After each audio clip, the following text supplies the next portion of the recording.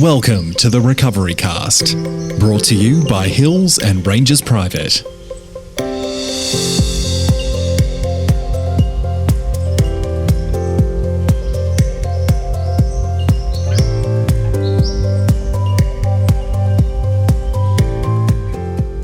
Welcome to the Recovery Cast, brought to you by Hills and Rangers Private.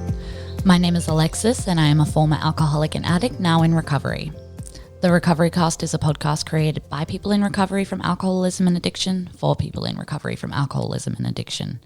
This podcast is meant as a support tool for those in recovery. Everyone who participates in the program is in an active recovery program. In the podcast, dang it, we are not affiliated with any one recovery methodology, and we'll focus on a variety of different types of recovery, including 12-step recovery, otherwise known as Alcoholics Anonymous and Narcotics Anonymous, Smart Recovery, Celebrate Recovery, Recovery Dharma, Cognitive Behavioral Therapy, and more.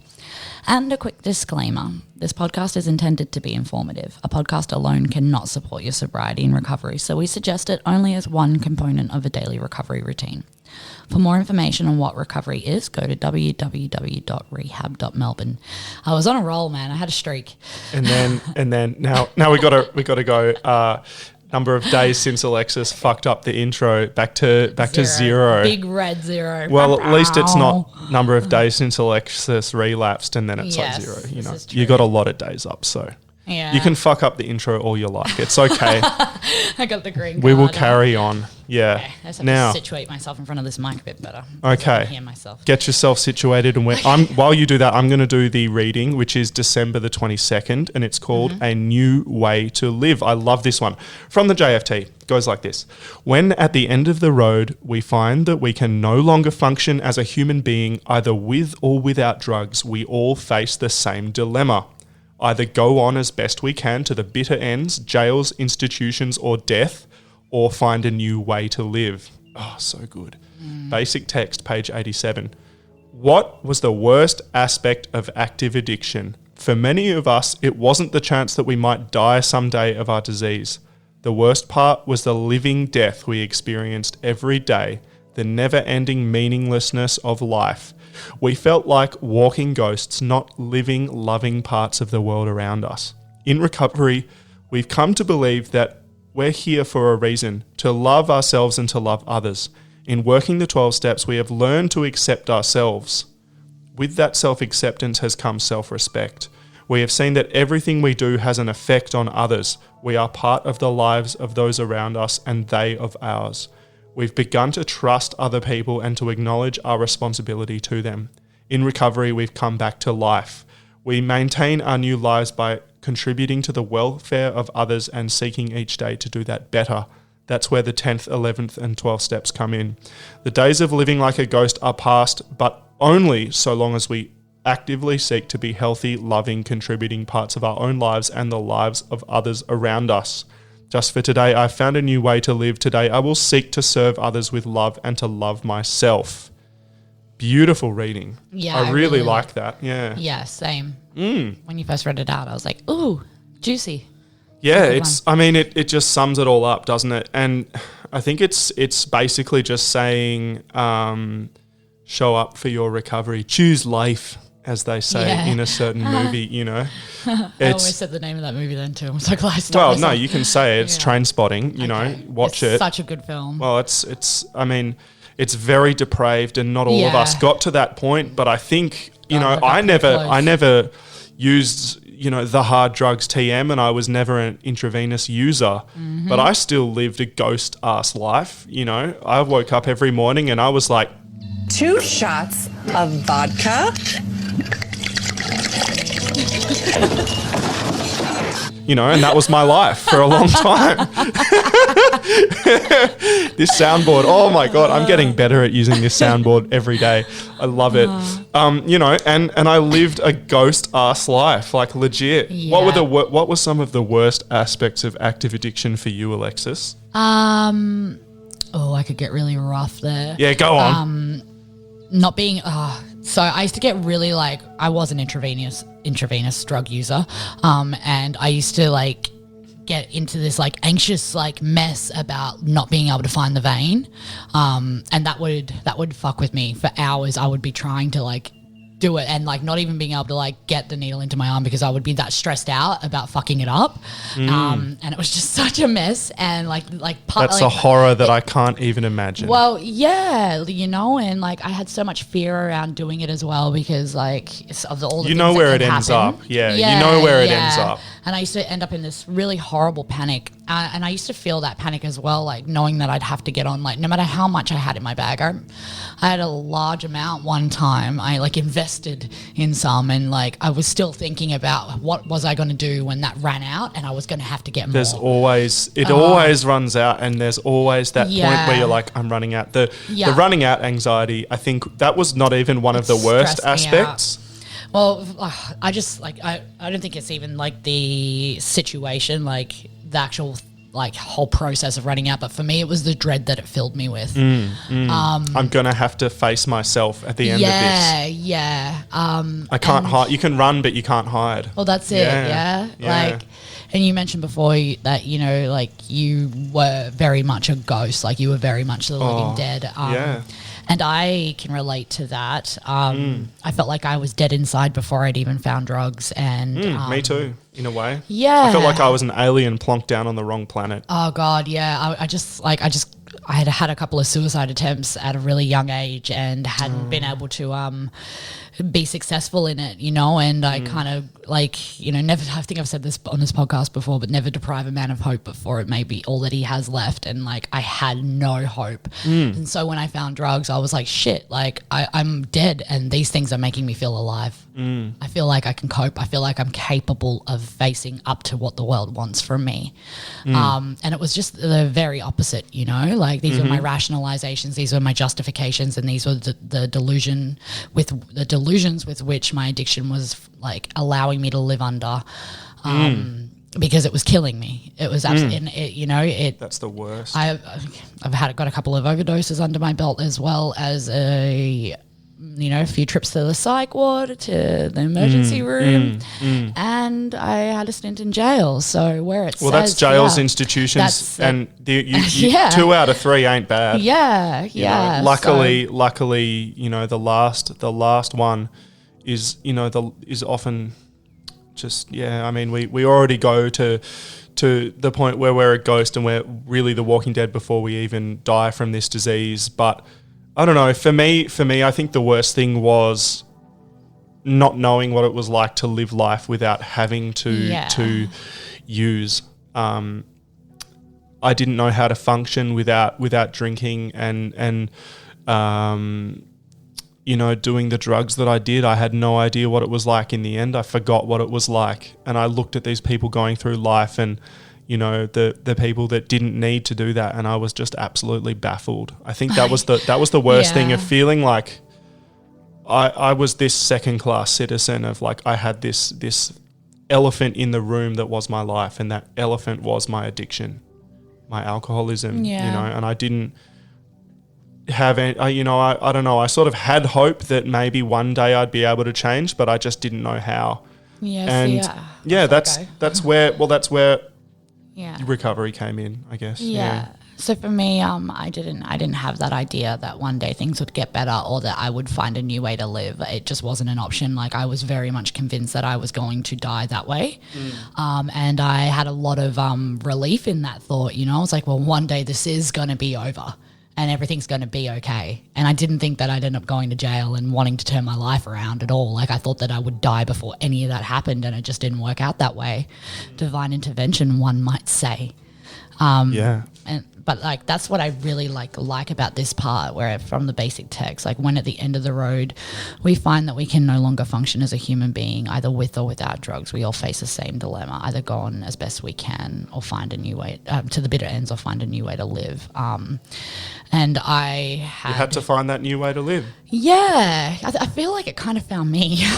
Well, you got out of jail, and what do? You either go on as best you can, or you find a new way to live. Well, that's right. Like, I had no idea what to do, and I just didn't know how to cope. And I didn't walk around thinking that I had to hide my drug addiction, and I didn't walk around thinking that like you said, like I was a second class citizen or anything. I thought that if anybody knew what I had gone through in my life, that they would be they would be too. Like if you have been through what I've been through, then you would do this as well. Like you just don't understand. And I see the self-pity and the self-loathing and like how much of an excuse I turn that out to emo. The inner sad girl is fucking, she's hardcore. Well, me too. Me too. Yeah.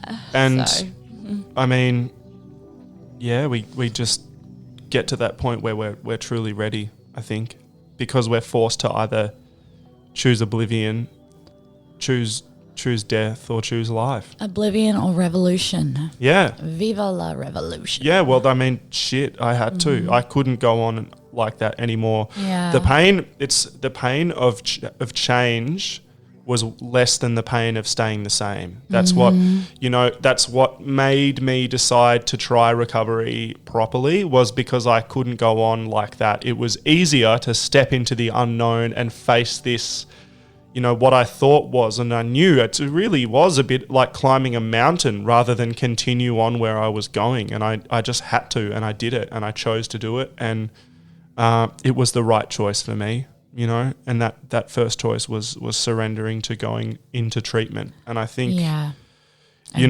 were powerless. Yeah. Well, all of that came later. I didn't understand that I was powerless at the start. I thought, I'm going to have 6 months off and then I'll be sweet to go for another round. Yeah. It'll be all that much better when I withdraw and get my tolerance back down. I used to think the same. I just need to have a couple months off, just get my head together, have a little sleep, eat a little healthier, put a little bit of weight on, and then I can do this again. Yeah, round 2, fight. Yeah. Yeah. And then I realized later on I came to the conclusion that no, Oliver, no, I will literally just go back and keep doing the same shit if I do that. So pick up where you left off. I found the new way to live, and I worked on that, and today I have a whole new life, really different. And I think for the listeners, for you guys, it's fucking worth it. It's so worth it. Yeah, there was something else that I can't remember what you said. I can't remember either. No, you said something that like made me think that I can't remember what you said at all. I'm so sorry, it's gone. But it made me think that like I didn't realize that people just had these like chill, quiet, normal lives. I thought something was like inherently wrong with me. Yeah. And that I was just so incapable of like just being okay. And getting into recovery has like allowed me to like right size myself and see that, it's not that people have these perfect magical lives and are untouchable and are able to cope, It's that like people go through things and they just don't turn to fucking class A narcotics. They don't throw their shit all over the place just because life's a bit difficult. And I didn't quite understand that was an option. Like I didn't really understand that I didn't need to do that. Well, because using was your way of coping, and normal people TM don't have to do that. I mean, some of those motherfuckers have 2 beers at the end of a hard day. Like, what's that all about? I don't understand it. They're the aliens. Yeah, exactly. For us, we actually have to really work hard. Like they can do that stuff. I know that I can't. If you're in rehab, you probably can't. Let's face it. So we have to learn and find a new way. And we're going to talk about, we're going to have about 6 minutes or 7 minutes to talk about, I guess it's the chicken or the egg, like mental health and dual diagnosis in recovery. Stand by. You're listening to the Recovery Cast by Hills and Rangers Private. Now playing daily on iTunes, Spotify, and YouTube.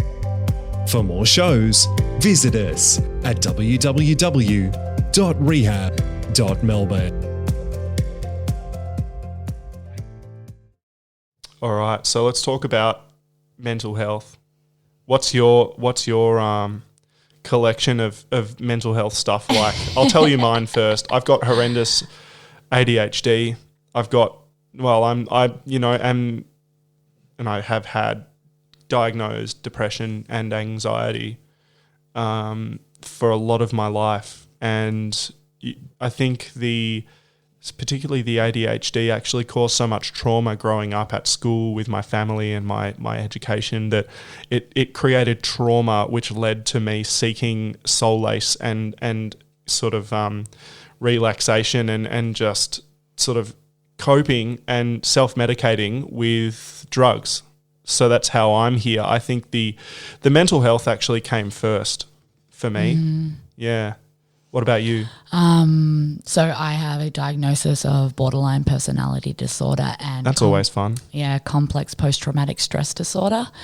And then there's there's associated things with that. Like it's not an anxiety diagnosis, but anxiety is a part of my diagnosis. Trauma responses aren't a straight diagnosis, but they are a part of my diagnosis. Maladaptive daydreaming are not a straight diagnosis, but they are a part of my diagnosis, if that makes sense. Well, I don't know if it's a lot. It's just the way that my mind responded to severe childhood trauma, ongoing trauma. It was long. It was my entire life. And it was numerous as well. It wasn't just there was one traumatic event. It was consistent traumatic events that happened from a very young age. Dysfunction. There was dysfunction. There was physical violence and physical abuse between family members in the home. My mother was physically abusive towards me. She was emotionally and mentally abusive. And they call it covert sexual abuse because she didn't sexually abuse me, but she sexualized me. So that's another thing as well. I was Jesus. I can talk about this stuff though. I've been in therapy for a long time over it. Awesome. And that's how so I assume that's just how things, you sought treatment through therapy and... Well, I tried treatment while I was still in active addiction and it was a nightmare. It was an absolute nightmare. And nothing ever really made a difference. I learned a couple of things here and there along the way, but I was always still brought back to that place. I would always still have my breakdowns. I would always still have my suicide attempts, my self-harm. Whereas now from getting into recovery, I have had consistent trauma therapy because I came into recovery at the end of a relationship that had family violence in it. So I got that. I've had intervention sort of based plans with the CAT team and I've worked with them. I've had welfare checks done on me. I've got a lot of good support, and things aren't the way that they used to be anymore. I used to candidly, I used to skits the fuck out. I used to skits the fuck out and I would destroy everything in my path. Me too, actually. I had, episodes of... full rage blackouts. Not rage blackouts, but I had panic attacks where I knew that there was something seriously wrong with my mental state. And lo and behold, in recovery, I actually haven't had a single incident. And that's just my reality. That is not what happens to everybody. But now that I have stopped sort of negatively affecting my mental health by putting these powerful drugs into my body, my mental health has cleared up so much. And I tried all that stuff when I was still using. I tried medicine, psychiatry, psychology, counseling, therapy, and none of it was sufficient until I actually had a strong enough recovery program. I actually realized that my life became so stable in recovery that I've been able to learn coping mechanisms that are healthy, and that has then become the treatment for my ADHD. That's really great to hear. I love that. And I love that shit's worked out that way for you. Myself. Yeah. Sorry, go. Oh, I was just going to say, look, and medication, antidepressants is part of my story. And, there's a whole pamphlet from some 12-step fellowships about that. And look, if it's prescribed by a doctor, then go for it. If it's what you need to do to function and be happy and stay safe, then go for it. Prescribed by a doctor that you're taking according to the doctor's instructions. Yeah. We might want to say. So for me, my diagnosis I don't know how you say the diagnoses, whatever. Diagnoses. Diagnoses I think. are chronic. And I don't want to give the listeners like the false idea that, hey, like I got into recovery and all that trauma and all that. It's magically abuse. gone. Yeah, No. no, it hasn't. Like, and it's come out of me sideways at times, and it's come out of me in ways that I didn't expect. Things that like things have come up in my life sober and clean where I have been triggered and I've had a trauma response and I haven't been able to figure out what the fuck has gone on. But you stayed clean through it all. But I have stayed clean through it all. And Because what do you mean? you have a strong recovery Because I have program. yes, because I have a strong recovery program. And Literally, I fall, that's it. Yeah, absolutely. And I fall back onto my support networks as well. Yeah. So, look, if you're out there and you are struggling, then, you know, this has been quite a triggering episode. We've covered some stuff. Yeah. So Stay safe, guys. well, yeah, stay safe, call people. If you want to get in touch with Hills and Rangers Private and speak to somebody there, which is totally, you know, you have to reach out if you're suffering, if you've been triggered by any of this, Yeah, then peace call and love. 1-800-422-711, or you can log on to www.rehab.melbourne. You can send us a message and say, stop triggering me, you bastards, Yeah. at podcast@rehab.melbourne. Lots of things, lots of ways of coping, and, you know, you don't have to resort to 2 shots of vodka. because you've been triggered. You know, it's everything's fine. Just know that you can get through this one day at a time. You're taking us out, Alexis. Don't Yeah. fuck it up. I fucked it up already, mate. I'm You're 3 right. steps behind. Thanks for joining us today for another episode of the Recovery Cast, brought to you by Hills and Rangers Private. For more information on what recovery is, go to www.rehab.melbourne or call David on 1-800-422-711. Thanks, guys. Awesome. Bye. Bye. We'll see you next time. Thank you.